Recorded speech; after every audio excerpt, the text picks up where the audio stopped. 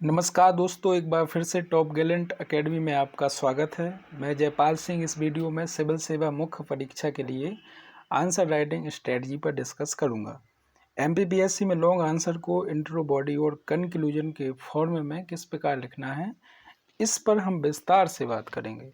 क्योंकि जब आप अपने उत्तर को इंट्रो, बॉडी और कंक्लूजन के फॉर्म में लिखते हैं तो यह एक अच्छा उत्तर माना जाता है और नंबर अच्छे मिलने के चांस बढ़ जाते हैं। तो इस प्रकार यह वीडियो काफ़ी महत्वपूर्ण होने वाला है। आप सबकी डिमांड पर मैंने यह वीडियो तैयार किया है। आशा करता हूँ यह आपको मदद करेगा और आप सभी से निवेदन है कि यह वीडियो अंत तक जरूर देखें। इसके पहले मैंने एक वीडियो बनाया था जिसमें मैंने बताया था कि एमपीपीएससी में जो 3 नंबर में क्वेश्चन पूछे जाते हैं उनको किस प्रकार डील करना है।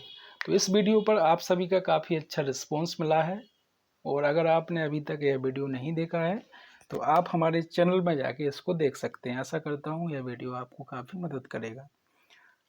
अगर मेरे किसी वीडियो से संबंधित आपको कोई समस्या रहती है तो आप मुझे इस जीमेल आईडी पर मेल कर सकते हैं और अगर आपको मेरे प्रत्येक वीडियो का पीडीएफ चाहिए तो आप मेरे इस टेलीग्राम चैनल को ज्वाइन कर सकते हैं। इसकी लिंक आपको इस वीडियो की डिस्क्रिप्शन में मिल जाएगी। अब से मेरे प्रत्येक वीडियो में आपको एक कोटेशन दिया जाएगा जो आपको मोटिवेट भी करेगा, साथ ही आपका जो ऐसे पेपर होता है उसमें भी मदद करेगा और आंसर राइटिंग में भी मदद करेगा। क्योंकि जब आप ऐसे में कोई कोटेशन लिखते हैं तो काफ़ी अच्छा प्रभाव पड़ता है और अगर आप आंसर राइटिंग में भी अगर आप कोटेशन लिखते हैं तो यह निश्चित ही काफ़ी मददगार साबित होता है। तो आज की वीडियो का जो कोटेशन है, अपने उद्देश्य में ईमानदारी से लगे रहना ही सफलता का रहस्य है। यानी आपका जो उद्देश्य है, चाहे वह एमपीपीएससी 2020 हो चाहे 21 हो, उसमें ईमानदारी से लग जाइए, यही आपकी सफलता का एक रहस्य होगा।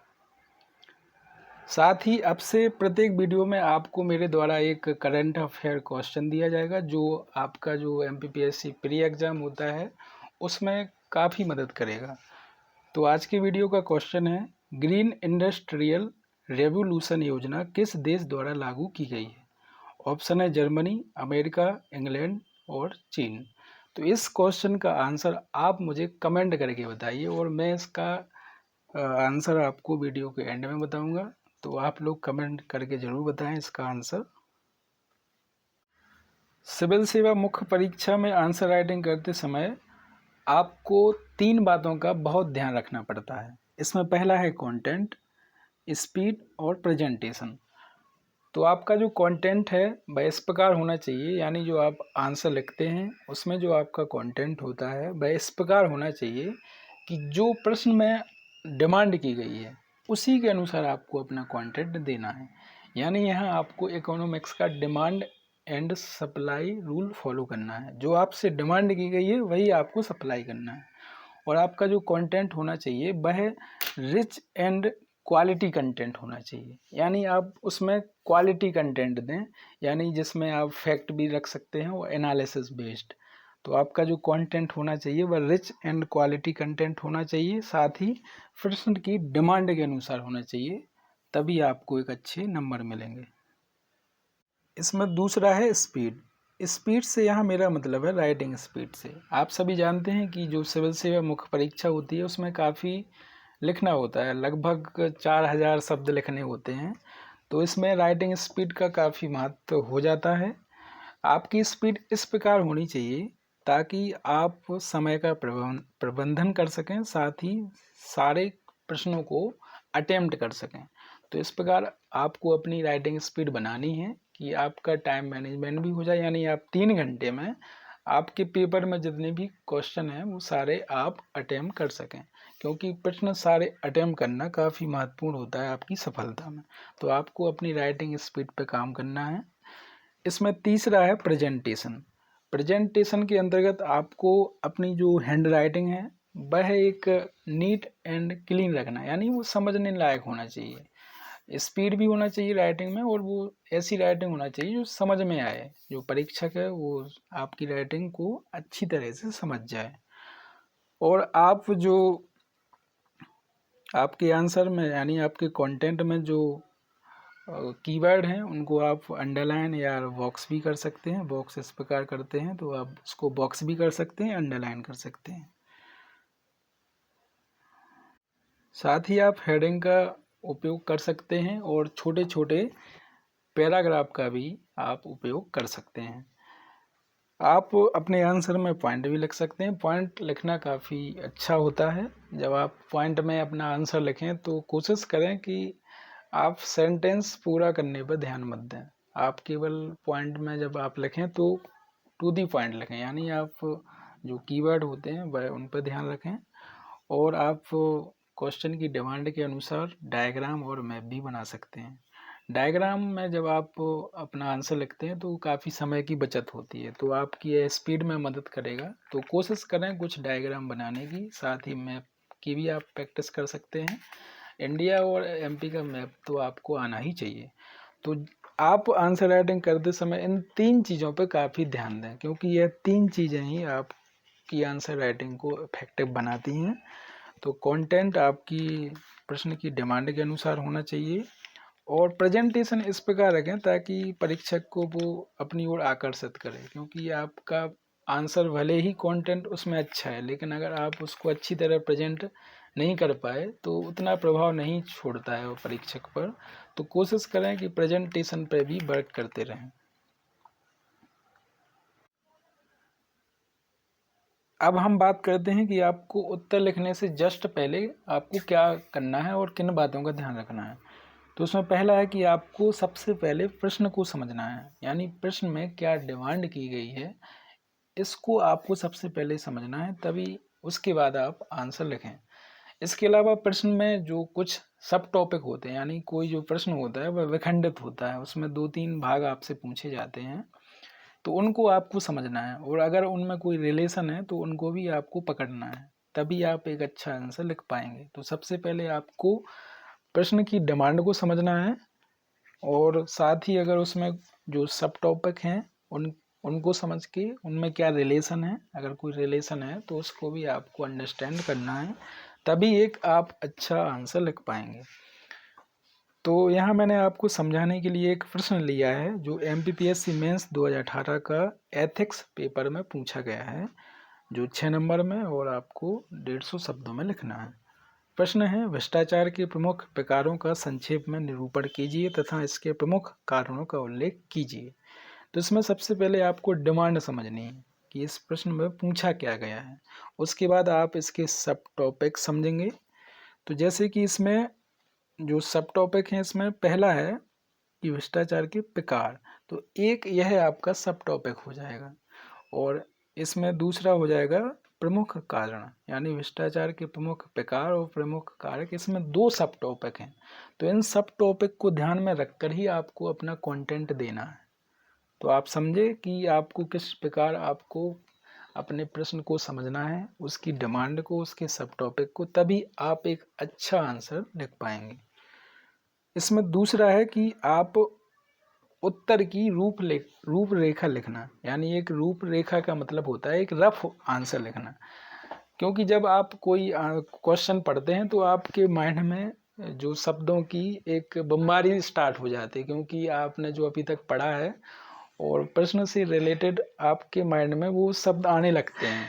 तो उस बमबारी को रोकने के लिए, क्योंकि आप एक फ्लो में फिर आंसर नहीं लिख पाते, तो उसके लिए ज़रूरी है कि आप एक रफ उत्तर लिख लें ताकि आप एक फ्लो में आंसर लिख पाएँ और उससे आपका एक जो आंसर होगा वो काफ़ी अच्छा भी होगा और आप उसमें भटकेंगे ही नहीं। तो रूपरेखा लिखना काफ़ी इफेक्टिव माना जाता है, चाहे वो आंसर राइटिंग हो चाहे वो ऐसे राइटिंग हो। तो आप इसकी प्रैक्टिस कर सकते हैं। आप इसके लिए 1 मिनट का टाइम दें और उसके बाद आप इसका अपना उत्तर लिखेंगे तो काफ़ी अच्छी तरह से आप लिख पाएंगे।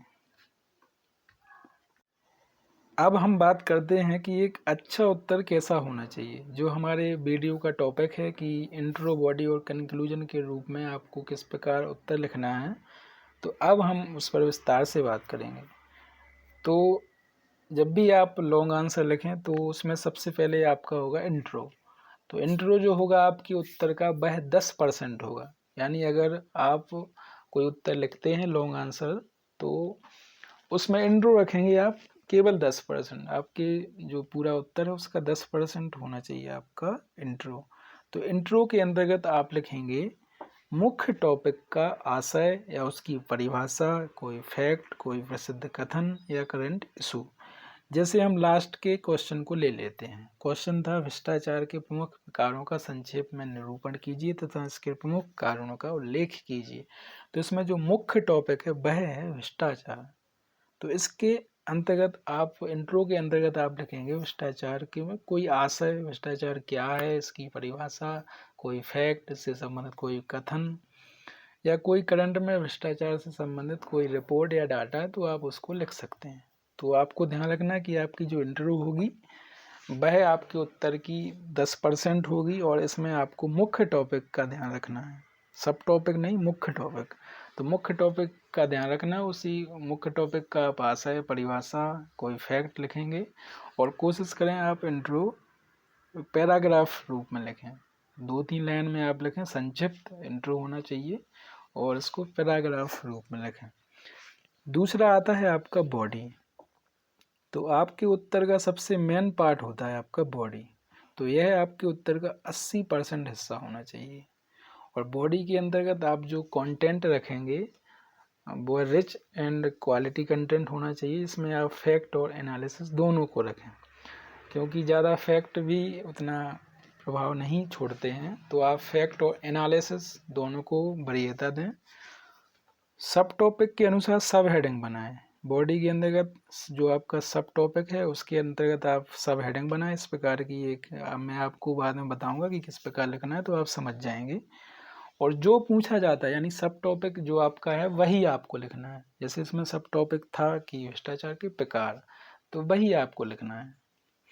और प्रश्नानुसार आप आलोचना, समीक्षा, मूल्यांकन आदि शब्दों पर ध्यान रखें। अगर आपके प्रश्न में ये शब्द दिए गए हैं, जैसे पिछले प्रश्न में है कि उल्लेख कीजिए, तो इसमें आपको ध्यान रखना है कि इसमें क्या करना है। अगर यहाँ होता है मूल्यांकन कीजिए, समीक्षा कीजिए, तो इन शब्दों को आपको ध्यान रखना है। मैं एक वीडियो बनाऊंगा अलग से जिसमें आपको मैं इन शब्दों का अर्थ बताऊंगा कि समीक्षा का क्या मतलब होता है, मूल्यांकन का क्या मतलब होता है, टिप्पणी का, उल्लेख का, स्पष्टीकरण का। तो इस पे मैं अलग से वीडियो लाऊंगा, तो आप निश्चिंत रहें। मैं कोशिश करूंगा कि आपको इन शब्दों का अर्थ अच्छी तरह से समझ में आ जाए, क्योंकि इन शब्दों का अर्थ समझना काफ़ी महत्वपूर्ण होता है, तभी आप एक अच्छा आंसर लिख पाते हैं। इसके अलावा आपको सब टॉपिक के अंतर्गत उसके सभी आयामों को कवर करना है।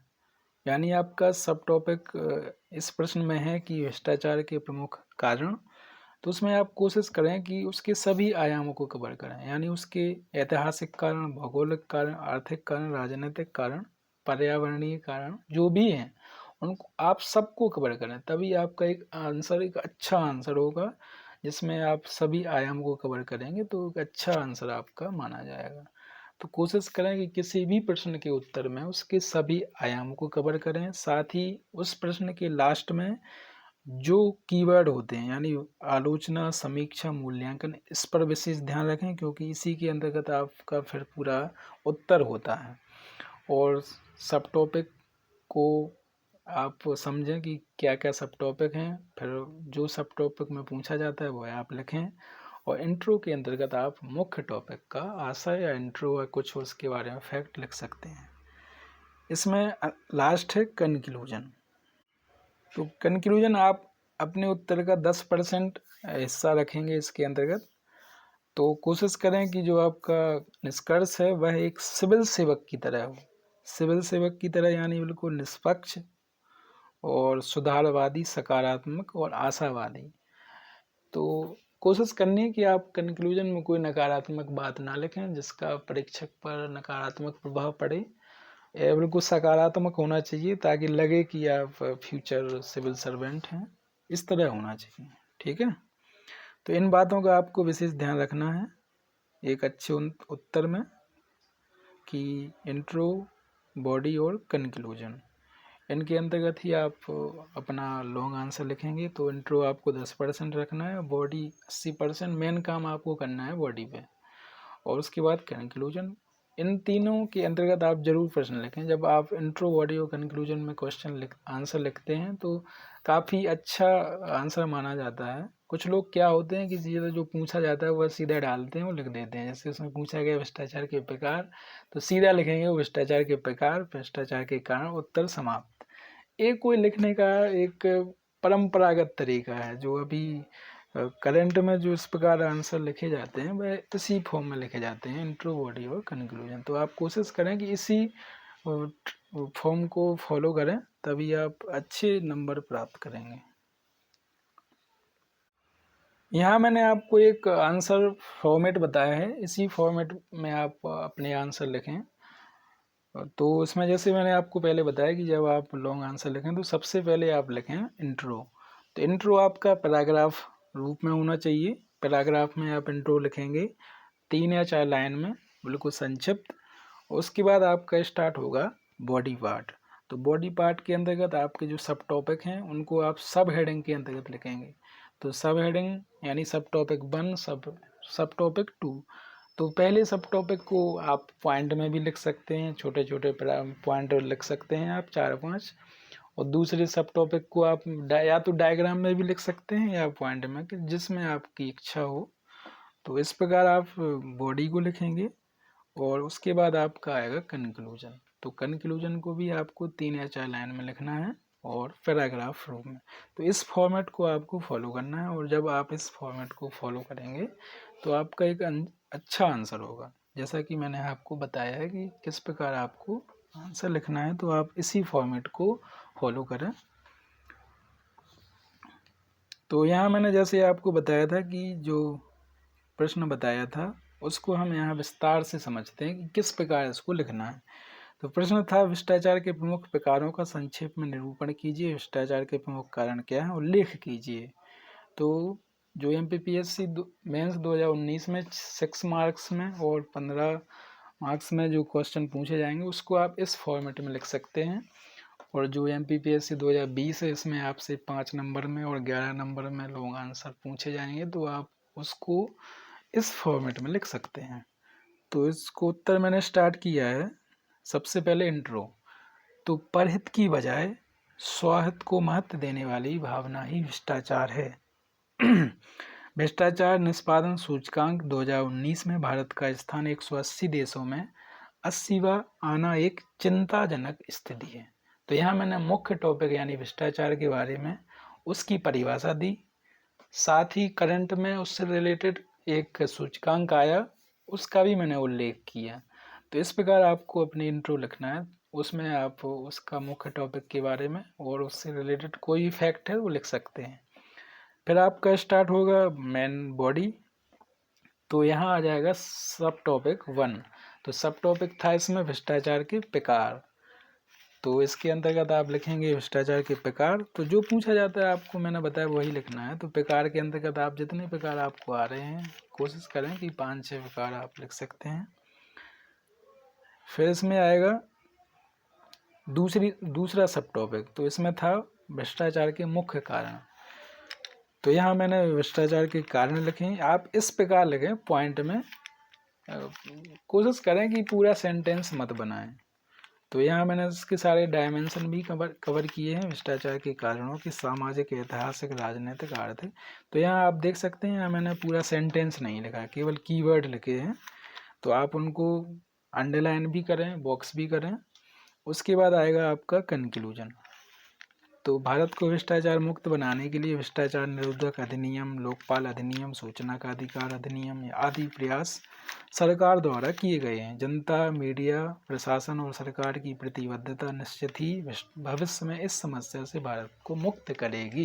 यानी आपका जो निष्कर्ष होगा वह एक पॉजिटिव वे में होना चाहिए, यानी सकारात्मक, आशावादी, एक सिविल सर्वेंट की तरह। उसमें कुछ भी नकारात्मक मत लिखें ताकि आपका अच्छा प्रभाव पड़े परीक्षक पर। तो इस प्रकार हमने इस वीडियो में बात की कि एक आंसर राइटिंग करते समय आपको किन चीज़ों का ध्यान रखना है, कंटेंट, स्पीड और प्रेजेंटेशन।